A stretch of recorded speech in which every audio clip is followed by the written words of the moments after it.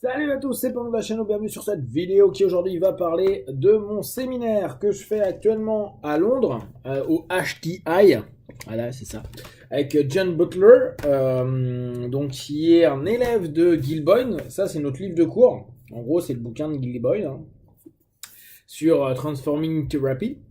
Je vous en avais déjà un peu parlé, je crois, sur la vidéo sur Gil Boyne, mais je pense que je vous en referai une. Donc là, je fais, je ne sais plus quoi, Clinical Hypnothérapie, je crois. Je dois faire ça. Donc ça, c'est le listing de tout ce qu'il propose. Donc son programme complet, il prend Clinical Hypnotherapy, Advanced Analytical Hypnotherapy, Medical Hypnotherapy, et après, c'est des cours pour les chirurgiens, etc. etc.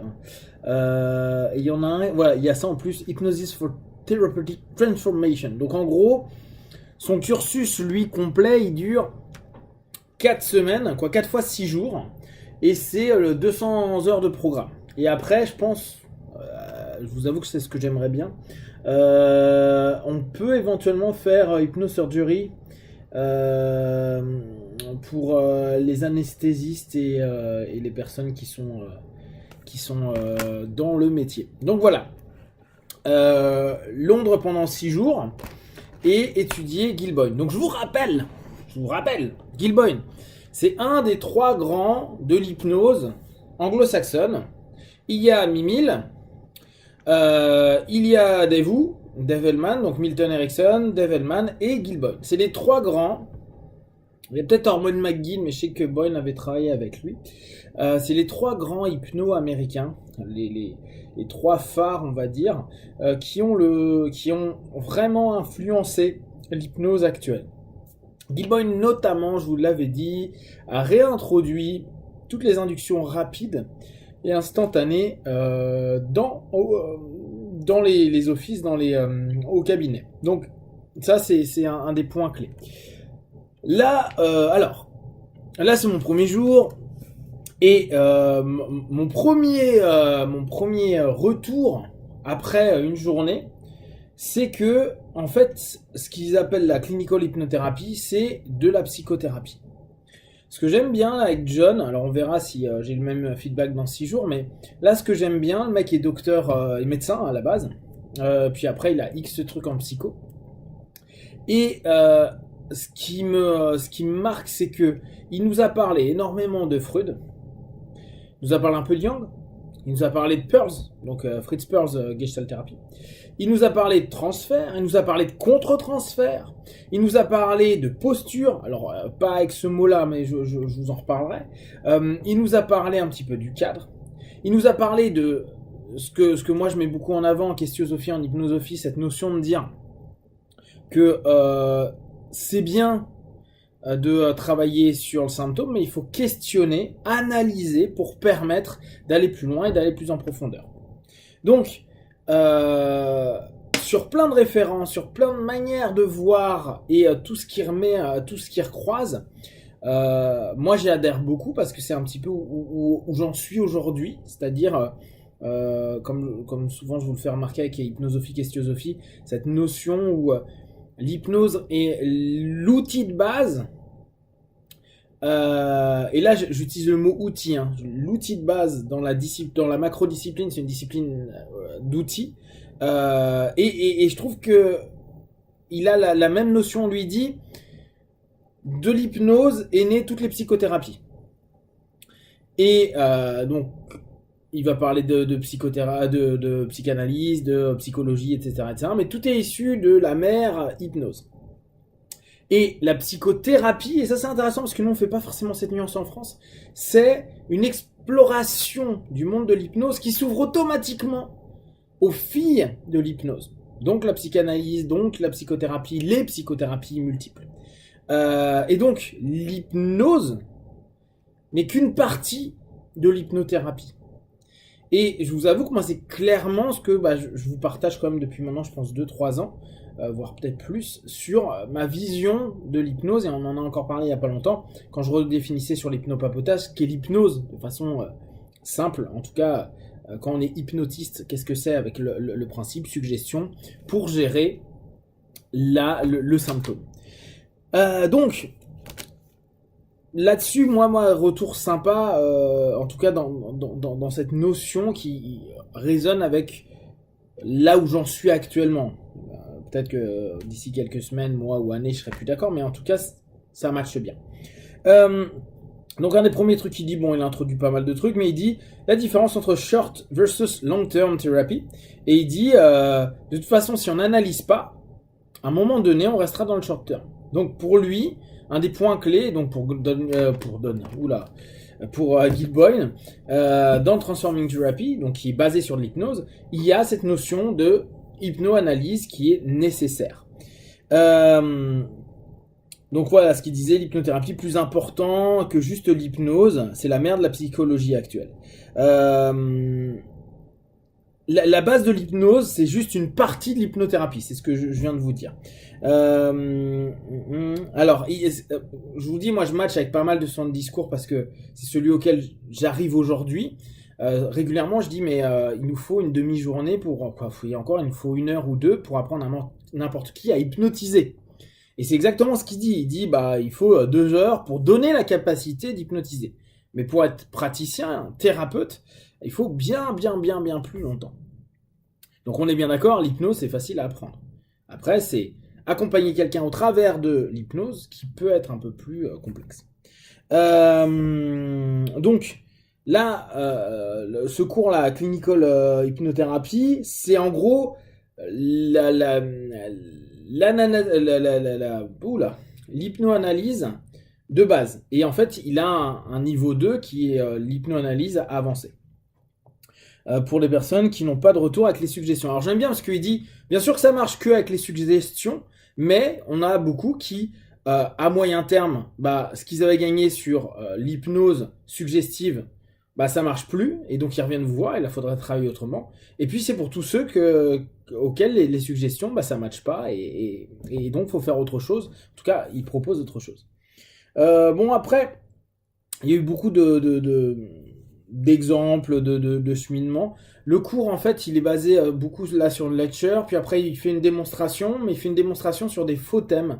Là, il a dit qu'à partir de demain, il allait prendre sur des vraies personnes qui vont prendre une thérapie, mais c'est lui qui va s'en occuper, donc il va montrer. Et nous, on va jouer sur des thèmes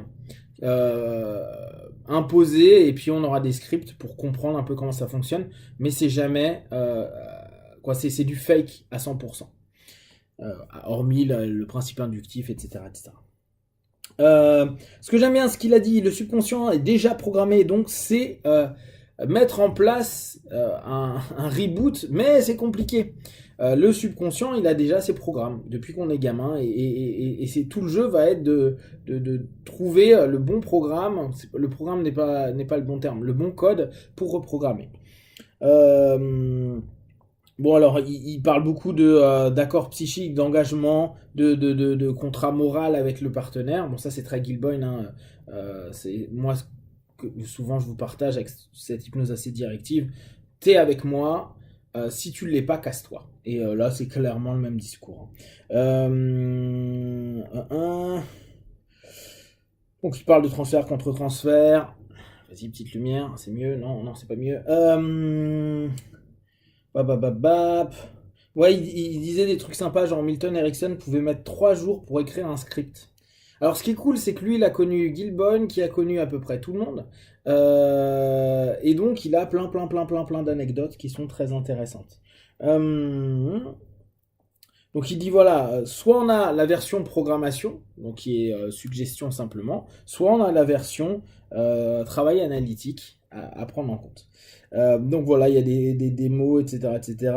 Il dit pour travailler sur les idées fixes, les problématiques, il faut une figure d'autorité. Et pour que les idées se fixent aussi, c'est intéressant. Donc en gros, pour travailler, il faut lever ou devenir nous-mêmes une idée, une capacité à fixer une idée. Donc il faut une figure d'autorité, une émotion par rapport aux idées impliquées, une répétition, remonter en général avant 11 ans.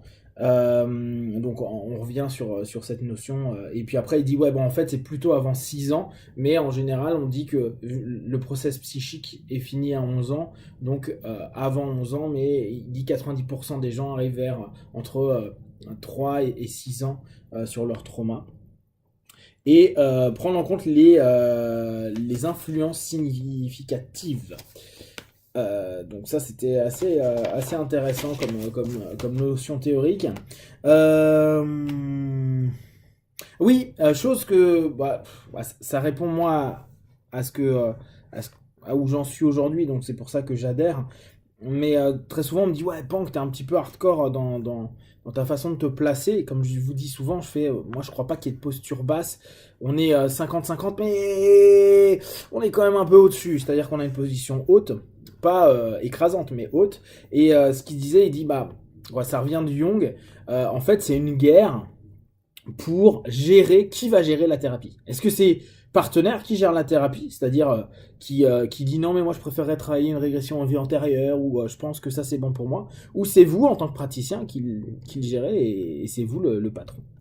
Donc deux points clés, la relation thérapeutique et l'environnement thérapeutique, c'est ce que je vous disais avec cadre et posture. J'aime bien aussi ouais, cette notion-là, on la connaît, hein, mais l'entendre répéter, je trouve ça toujours top. Nous sommes ceux qui aidons à changer les orientations d'énergie parce que, en gros, on a l'ensemble, par exemple, la confiance en soi, on l'a. Seulement, elle est super mal orientée, donc on a confiance dans le fait que on est des mecs qui n'avons pas confiance. Voilà, on en est persuadé d'ailleurs. Donc en gros, c'est juste une réorientation d'énergie pour lui, et notre boulot, c'est de faire ça. C'est ce qui va réorienter le comportement, etc., etc. Et là, il expliquait les points clés d'un praticien, c'est réussir à lever la problématique, à isoler les éléments de la problématique, à observer, écouter, avoir une attention focalisée, prendre attention aux mots-clés, aux intonations et regarder la communication non verbale. Voilà pour aujourd'hui. Vraiment, je vous dis, intéressant dans la démarche qui change un petit peu de ce que moi j'ai pu voir jusqu'à présent. Je pense que au premier jour, c'est certainement le mec que je trouve le plus compétent. Vraiment dans le sens connaissance théorique, mise en application, façon de voir les choses. Alors maintenant, je suis peut-être biaisé parce que c'est actuellement là où j'arrive, où je me dis, ah bah ouais, faudrait peut-être bosser comme ça, ce que je vous partage dans mes vidéos quotidiennes. Donc là, en fait, ça match un petit peu avec mes idées. Et donc, certainement, mon inconscient dit, tu vois, hein, il est bien, parce que c'est l'effet miroir. Hein. Donc, je suis pas très objectif. Néanmoins, en enlevant cet aspect-là, c'est la première fois que je vois quelqu'un qui est aussi complet dans une explication de l'hypnose de façon générale. Donc, comme je vous le proposais régulièrement, mais encore il n'y a pas longtemps, je vous disais, on est plus dans des aspects psychopratiques, psychothérapeutiques. On ne peut plus l'utiliser en France, mais cette notion-là, on est devenu des psychopraticiens.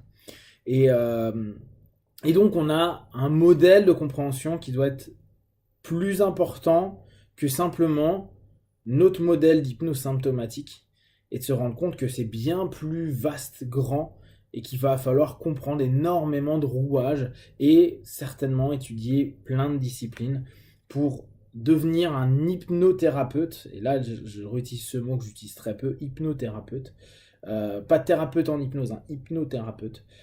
Où là, on a vraiment on pourrait le mettre à l'équivalent d'un psychothérapeute, mais vraiment avec des fondations saines, avec une connaissance, une culture, une application, une utilisation, une compréhension des rouages psycho divers qui ont vraiment du sens et qui permettent à nos partenaires d'avancer et d'évoluer. Donc voilà pour le jour 1. Pour l'instant, moi, ça me va bien. Euh, Ouais, bon, après, c'est comme toujours, je trouve que ça va pas assez vite, mais c'est moi. Et sinon, c'est cool, on a un groupe de 15-16, plein d'étrangers, il y a des Israéliens, Irakiens, Jordaniens, Libanais, c'est marrant, il y a pas mal de Moyen-Orient, Bulgares, Allemands, Britanniques, Brésiliens, Danois, Bref, c'est gros melting pot.